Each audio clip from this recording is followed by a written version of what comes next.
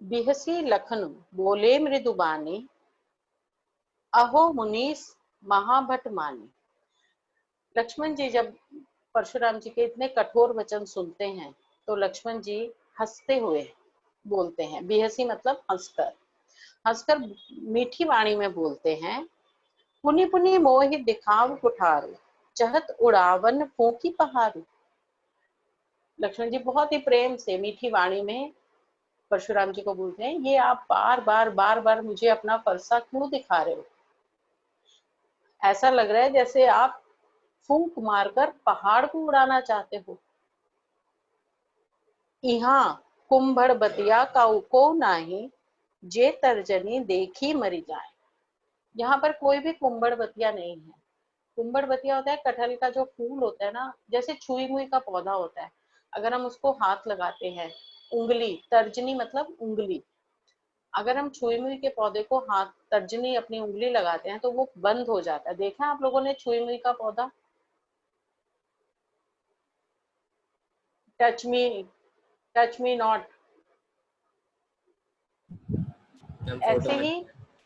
हाँ, तो वो कहते हैं कि हमें आपने क्या कुंभड़ बतिया का फूल समझा हुआ है कि जो हम आपकी ये उंगली देखकर डर जाएंगे? ये जो बार बार आप हमें उंगली दिखा रहे हो, अपने फरसे की ओर दिखा रहे हो, तो आपको ऐसा प्रतीत हो रहा है कि हम डर जाएंगे इससे?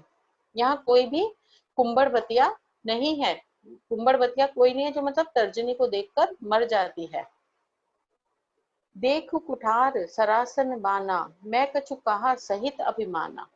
मैंने तो आपके फरसे और धनुष को देखा और अभिमान के साथ कुछ कहा। भृगुसुत समझी जनेऊ बिलो की, जो कछु कहूँ सहो रिस रोकी। मैं आपका जनेऊ, मैंने जब आपको जनेऊ पहने देखा है, आपने देखा जनेऊ एक सफेद रंग का धागा जो है, यस मैम। वो पहनते हैं, तो मैंने आपको पहने देखा और आप, मैंने सोच, मेरे को लगा कि आप ब्राह्मण हो बहुत बड़े, आप भृगुवंश के हैं। यह समझकर, देखकर, जो कुछ मैंने अपने गुस्से को काबू करके कहा है।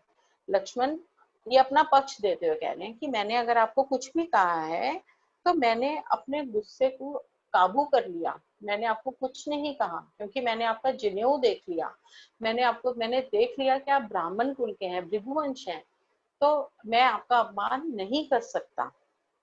सुर महिसुर हरिजन अरुगाई, हमारे कुल इन पर न गुस्सुराई। क्यों आपको देखकर मैं शांत हो गया? क्योंकि हमारे कुल में इन लोगों पर गुस्सा नहीं किया जाता कि आप आप बिना बात में मेरी बात गुस्सा किए जा रहे हो। आप ब्राह्मण हो, जनेऊ पहना है, फिर भी गुस्सा किए जा रहे हो। और लक्ष्मण जी कहते हैं हमारे कुल में देवता, सुर, सुर मतलब देवता, महिसुर मतलब ब्राह्मण, और हरिजन, हरिजन मतलब जो ईश्वर का भजन करते हैं, ईश्वर के भक्त। अरुगाई और गाय, गाय जो गाय, काओ, समझ आ गया होगा आपको कि हमारे कुल में देवता, ब्राह्मण और ईश्वर के भक्त और गाय पर वीरता नहीं दिखाई जाती। हमारे, जो हमारा रघुकुल वंश है, हम लोग इन लोगों पर अपनी वीरता नहीं दिखाते। बंदे पापु अपकीर्ति हारे, मारतहु पाप परियो तुम्हारे। और इनको मारने से हम पाप के भागी बनते हैं, और यदि हम इनसे हार जाएं, यदि हम इनको मार देते हैं तो हम पाप के भागी बन जाते हैं, और यदि हम इनसे हार जाते हैं तो हमारा अपयश होगा। कोटि कुलिस सुन सम वचन तुम्हारा, व्यर्थ धरो धनु बाण कुठारा। मतलब मार, आपने जो बातें भी हमें कही हैं वो सब इतनी कठोर बातें बोली हैं कि वो करोड़ों वज्र, अगर कोई किसी पे कोई वज्र का वार करता है तो आपके मुख से निकली हुई बातें ही करोड़ों वज्रों के समान है।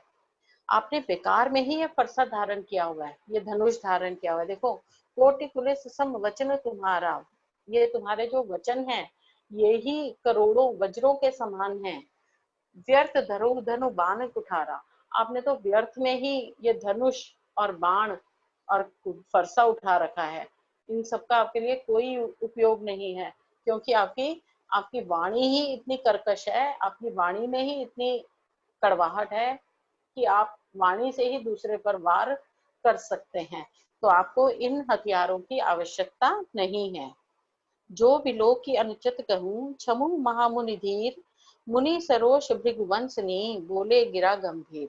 हे मुनिवर, अगर आपको लगता है मैंने आपके साथ कुछ अनुचित या गलत वचन बोल दिए हैं, तो आप मुझे माफ कर दीजिए।